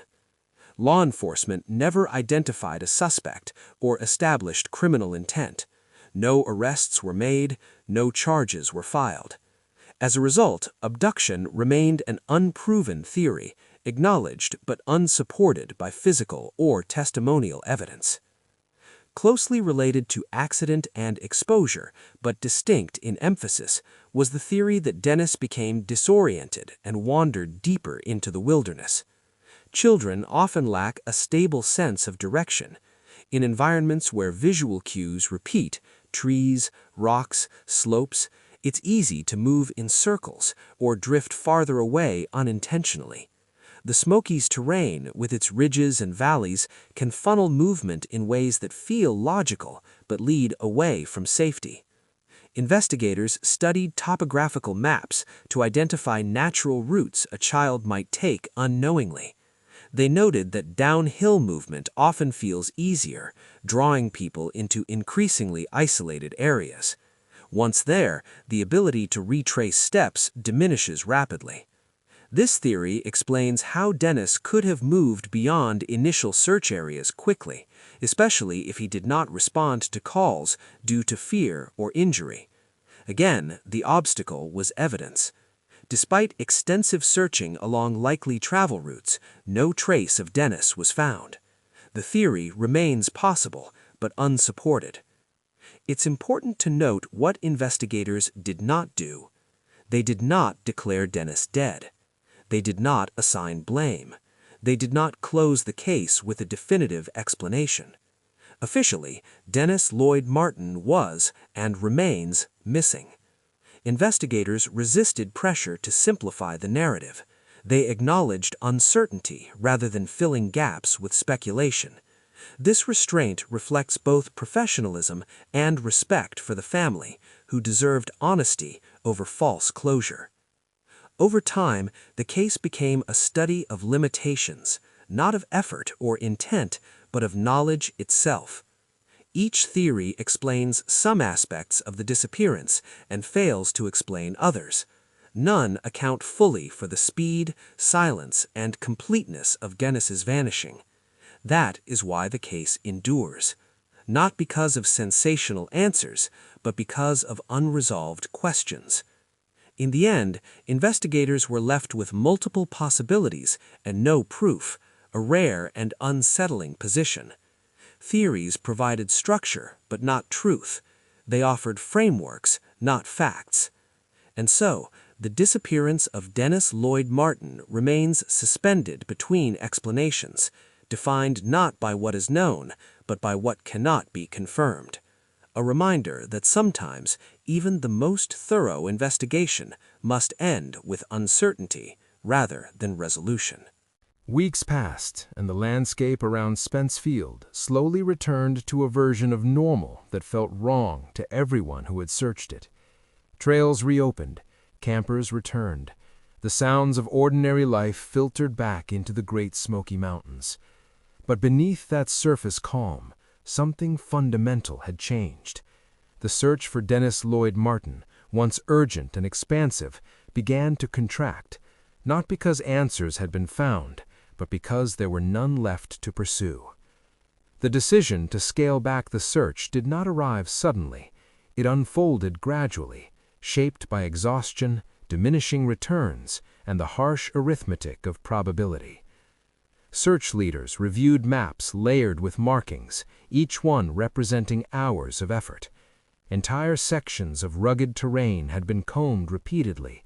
Ravines, slopes, streams, and thickets had been searched by professionals, volunteers, soldiers, and specialists trained for exactly this kind of work. Nothing had emerged. No evidence had shifted the investigation forward. No new leads had appeared. No physical trace of Dennis had been found, not even something small enough to raise hope. The silence of the mountains persisted, unchanged by the scale of human effort applied to them. At this stage, search operations entered a different phase, one defined less by rescue and more by realism. Statistically, the likelihood of finding a missing child alive drops sharply after the first days, especially in wilderness environments, complicated by weather, terrain, and exposure. Investigators and rescue coordinators understand this reality intellectually, but acknowledging it in practice is one of the most difficult decisions they face. Ending or reducing a search does not mean giving up. It means recognizing the limits of what searching can achieve. In Dennis's case, those limits had been reached. Resources could not remain indefinitely deployed. Volunteers had to return to their lives. Military units were reassigned. Rangers shifted back to their broader responsibilities within the park. Helicopters were grounded. Dogs were removed. The massive infrastructure built around the search was dismantled piece by piece. The official search was scaled back. This did not mean that Dennis was forgotten or that the case was closed. It meant that continuous full-scale operations were no longer sustainable without new information. Rangers remained alert. The area continued to be monitored. Any report, no matter how small, was still taken seriously. But the urgency that once defined every hour gave way to a quieter, heavier form of waiting. For Dennis's family, this transition was devastating. During the height of the search, action itself had provided a kind of fragile comfort. As long as people were looking, hope remained active. The presence of searchers, helicopters, and teams moving through the mountains meant that Dennis was still part of the world's attention. Scaling back the search felt like losing him a second time. There was no announcement that made it easier, no words that softened the impact. The shift was felt rather than declared. Fewer people in the field, fewer updates, fewer signs of movement. The silence grew louder. The Martin family did not stop searching. They returned to the park repeatedly. They walked trails. They stood at Spence Field. They looked into the forest and tried to imagine paths their son might have taken. This was not an organized search in the official sense. It was something more personal and more painful, a refusal to let the last chapter be written by absence alone. For parents of missing children, the end of an official search does not bring closure. It brings a different kind of burden, the knowledge that answers may never come, and that the responsibility to remember now rests almost entirely on them. Investigators continued to review the case periodically. Reports were revisited, witness statements were re-examined, maps were studied again with fresh eyes. But without new evidence, these reviews could not move the case forward. They existed to ensure nothing had been overlooked, not to produce new conclusions. The environment itself continued its work. Seasons passed. Summer gave way to fall. Leaves fell, covering the forest floor in thick layers. Winter brought snow and ice to higher elevations, reshaping trails and sealing the ground. Spring returned with rain and growth, further altering the landscape. Each cycle erased more of the past, making recovery increasingly unlikely. In wilderness cases, time is not neutral. It actively works against resolution. Organic material decomposes, scents fade, terrain shifts, animals move remains. What might once have been recoverable becomes indistinguishable from the environment itself. The longer a case remains unresolved, the more nature absorbs it. This reality weighed heavily on those who had led the search. Many would later describe the case of Dennis Martin as one that never truly left them. It lingered as an unanswered question, a reminder of how even the most exhaustive effort can fail. Some returned to the park years later, unable to walk its trails without remembering the child who disappeared there. For the public, attention eventually moved on. News cycles shifted, other stories emerged.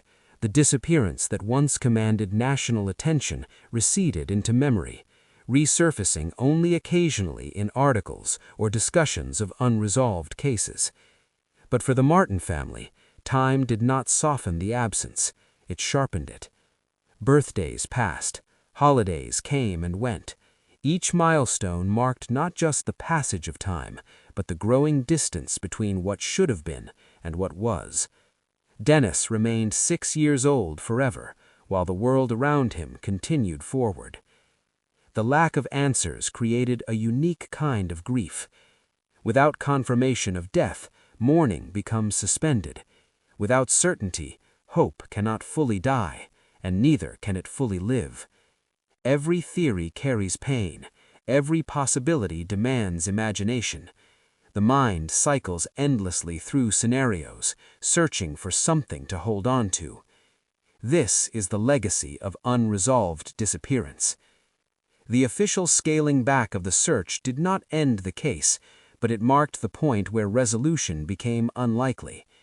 From that moment on, Dennis Lloyd Martin existed in a space between categories, neither found nor conclusively lost, neither alive nor confirmed dead. The park maintained records. Rangers remained aware. Any credible report involving a child, no matter how unlikely, was checked against the case. But as years passed, the chances of discovery dwindled further. And yet the story did not disappear. It lingered in training manuals and discussions about search and rescue limitations. It influenced how parks approached missing children, how quickly resources were mobilized, and how seriously early moments were treated. Dennis's absence became a lesson, a painful one, embedded in institutional memory. For his family, however, the lesson was personal and unending. They were left with questions that no one could answer, with a place they could never see the same way again, with a child who went out to play and never came back. The scaling back of the search marked the end of action, but not the end of impact. It closed one chapter and opened another, one defined by waiting, remembering, and living with uncertainty. The mountains moved on. People moved on. But somewhere within the Great Smoky Mountains National Park, the question remained, unchanged by time or weather. What happened to Dennis Lloyd Martin? And as the search faded from the headlines and official operations drew to a close, that question settled into the silence, unanswered, unresolved, and still heavy enough to echo decades later. The disappearance of Dennis Lloyd Martin did not end when the search was scaled back. It did not fade when headlines moved on, or when seasons erased footprints from the forest floor. Instead, it settled into something deeper and more enduring, a legacy that reshaped how wilderness disappearances were understood, how national parks responded to missing children, and how a single unresolved case could echo through policy, procedure, and public consciousness for decades. In the years following June 14, 1969, The case of Dennis Martin became a reference point, not because it was solved, but because it was not. Within the National Park Service, the disappearance prompted quiet but significant reflection. Search and rescue operations in the late 1960s were driven largely by experience and improvisation. Protocols existed, but they varied widely from park to park, shaped by terrain, staffing, and tradition. Dennis's case exposed the limitations of those systems when confronted with a rapidly unfolding child disappearance in complex wilderness. One of the most immediate impacts was a renewed emphasis on speed. The early moments after a disappearance came to be understood as critical in ways that could not be overstated. Dennis vanished in seconds, and even though the response was swift by the standards of the time, the case highlighted how quickly opportunities could be lost. In later years, parks began refining procedures to ensure faster communication, clearer command structures, and earlier escalation when children went missing. Search strategies evolved as well. The Dennis Martin case reinforced the reality that wilderness does not behave predictably. It does not preserve evidence for human convenience. As a result, training began to place greater emphasis on understanding how terrain, weather, and human behavior interact. Search planners studied cases like Dennis's to understand how scent contamination occurs, how well-intentioned volunteers can unintentionally hinder investigations, and how to balance urgency with scene preservation. Over time, this led to more formalized search grids, better documentation, and improved coordination between agencies. While no system can guarantee success in every case, the lessons drawn from Dennis's disappearance helped shape more disciplined responses to future emergencies. The case also influenced child safety awareness in national parks. In the decades following 1969, parks increased efforts to educate visitors about wilderness risks, especially for families with children. Signage improved. Rangers offered clearer guidance. Public messaging emphasized that even well-traveled areas could become dangerous quickly, and that children could disappear from sight in moments. These changes were not framed around fear, but around realism. The idea that a crowded park equates to safety was quietly challenged. Dennis's disappearance demonstrated that visibility is fragile, and that familiarity does not eliminate risk.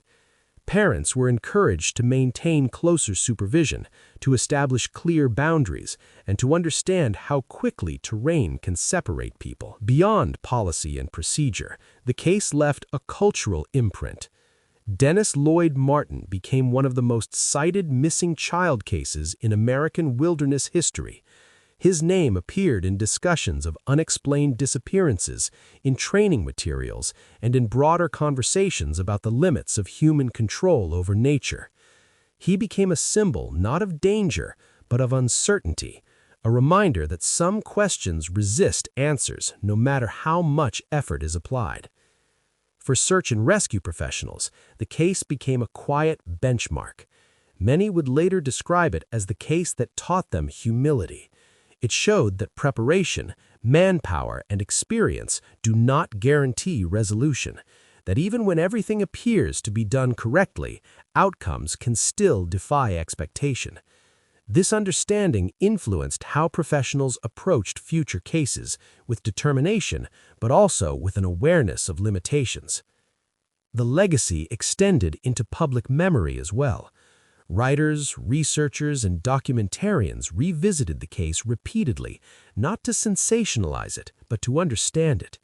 Each retelling emphasized the same core facts. A child vanished in daylight, among people, during a game, and was never found. The simplicity of those facts, paired with their unresolved nature, made the case enduring. Over time, Dennis's disappearance became part of a broader category of stories that challenged assumptions about safety and predictability. It forced uncomfortable questions into the open. How secure are public spaces we consider safe? How much control do we truly have in wilderness environments? How do we live with unanswered loss? For the Martin family, Legacy took on a far more personal meaning. Dennis was not a lesson or a case study. He was a son, a brother, a presence that never returned. The ways in which his disappearance influenced policy or awareness could never compensate for the life interrupted. Yet there was a quiet significance in knowing that his absence had not been meaningless, that it had led to change, to caution, to lives potentially protected in the future. That knowledge did not erase grief, but it gave it context. As years turned into decades, the case remained open in spirit, if not in active investigation. Rangers who joined the park long after 1969 learned Dennis's name during training. Some walked Spence Field knowing exactly what had happened there, even if they had not yet been born when it occurred. The mountains themselves became part of the legacy. Visitors continued to hike the same trails, often unaware of the history beneath their feet. Others came knowing the story, moving through the landscape with a different awareness. Spence Field became a place layered with meaning, still beautiful, still open, but quietly marked by what had occurred. Dennis's disappearance also influenced how missing child cases were discussed publicly. It underscored the need for restraint, for resisting the urge to force explanations where evidence does not support them.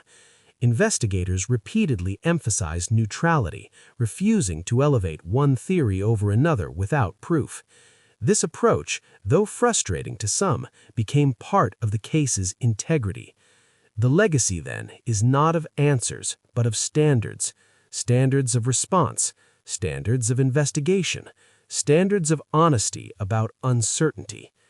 Dennis Lloyd Martin's case stands as a reminder that unresolved does not mean unimportant, and that absence can shape action just as powerfully as discovery. In many ways, the story's endurance is its impact. It continues to be shared not because it offers closure, but because it refuses it, because it challenges comfort, because it asks listeners to sit with not knowing and to recognize that some losses do not resolve neatly into conclusions. The legacy of Dennis Martin is found not in monuments or official declarations, but in quiet changes, in how parks prepare, how families remain vigilant, how investigators approach uncertainty, and how the public understands the wilderness. A child disappeared. The search ended, but the influence did not. And even now, decades later, the name Dennis Lloyd Martin still carries weight, not as a solved mystery, but as a lasting reminder that some stories do not end. They echo. The Great Smoky Mountains still stand where they always have, their ridgelines layered in mist, their forests breathing quietly through the seasons. To the millions who visit each year, they remain a place of beauty, escape, and wonder. Trails wind through ancient trees, meadows open beneath wide skies. Children laugh, families hike. Life moves forward, unchanged on the surface. But beneath that surface, the mountains remember. They remember June 14th, 1969. They remember a summer afternoon interrupted. They remember a child who stepped into a game and never stepped back out. Dennis Lloyd Martin did not leave behind a story with an ending. He left behind a question, one that has lingered for more than half a century, unanswered and unyielding. Time has not softened it. Distance has not erased it. The absence remains, fixed in the landscape like a shadow that moves with the light. In unresolved cases, reflection becomes unavoidable. When evidence ends and theories fail, what remains is meaning, not certainty, but understanding shaped by humility. The disappearance of Dennis Martin forces that kind of reflection because it resists every instinct to explain. No definitive act, no confirmed path, no final discovery. Instead, there is silence. Silence where a voice should have answered. Silence where footsteps should have echoed. Silence, where the forest absorbed everything and returned nothing. For Dennis's family, that silence became a constant companion. It followed them home. It sat at the table. It marked every birthday, every holiday, every passing year. Without answers, grief does not resolve. It waits, it adapts, it endures. Parents of missing children live in a space few others truly understand. Hope never fully dies because there is nothing to replace it. At the same time, hope becomes heavy because it cannot be fulfilled. Every new sound, every rumor, every story of discovery elsewhere reopens the question that never closes. What if? What if something was missed? What if a different choice had been made? What if the mountains still hold what they took? These questions do not fade with time. They become part of daily life, woven into memory and identity. For investigators and searchers, Dennis's disappearance left a different kind of imprint. Many would later say that the case followed them throughout their careers, not because of failure, but because of its limits. It reminded them that nature does not negotiate, that effort does not guarantee outcome, and that sometimes the truth does not want to be found. This realization does not diminish the work done, it deepens it. The search for Dennis Lloyd Martin was extensive, committed, and sincere. Hundreds of people gave their time, their strength, and their hope to the effort. They searched in rain and fog. They searched in daylight and darkness. They searched knowing that the odds were shrinking, but believing that belief itself mattered. That effort stands as a testament, not to success, but to humanity. Because even when answers fail to appear, the act of searching carries meaning. It says that a life mattered, that a child was not forgotten, that disappearance does not erase responsibility. The wilderness, however, does not operate on human terms. The Great Smoky Mountains are older than memory, older than stories, older than the language used to describe them. They are shaped by forces that do not acknowledge loss or justice. When something disappears into them, it becomes part of a cycle beyond human reach. This is what makes Dennis Martin's case so haunting. It did not happen in darkness. It did not happen in isolation. It did not happen without witnesses nearby. It happened in daylight, among families, during a game meant to end in laughter. That contrast is what unsettles the mind. If a child can vanish there, in those conditions, then certainty itself becomes fragile. The case challenges assumptions about safety, control, and predictability. It forces an uncomfortable recognition. There are places where the world does not owe us answers. And yet, the desire to know persists. People continue to ask what happened to Dennis Martin, not because they expect resolution, but because unresolved loss demands acknowledgement. The question itself becomes a form of remembrance. Each retelling keeps his name present. Each discussion resists the erasure of time. Each reflection affirms that disappearance does not equal disappearance from memory.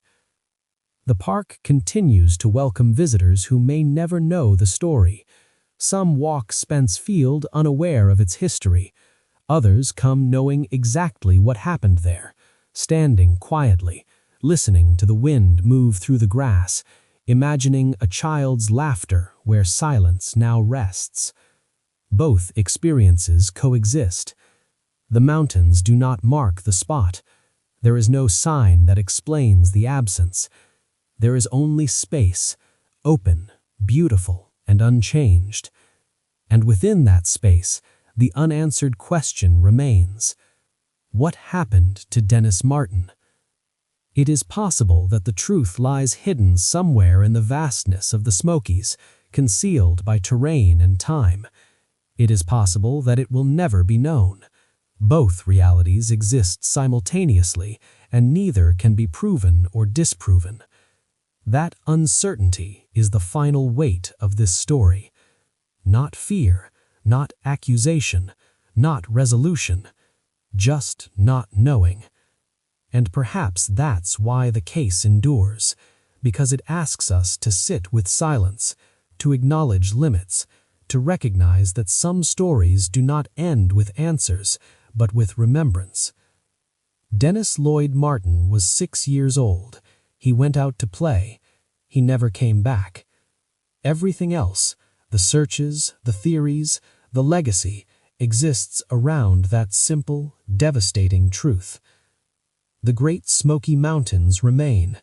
The forest continues to grow. Time moves forward. But somewhere within that vast, quiet landscape, a story waits, unfinished, unresolved, and still heavy with meaning.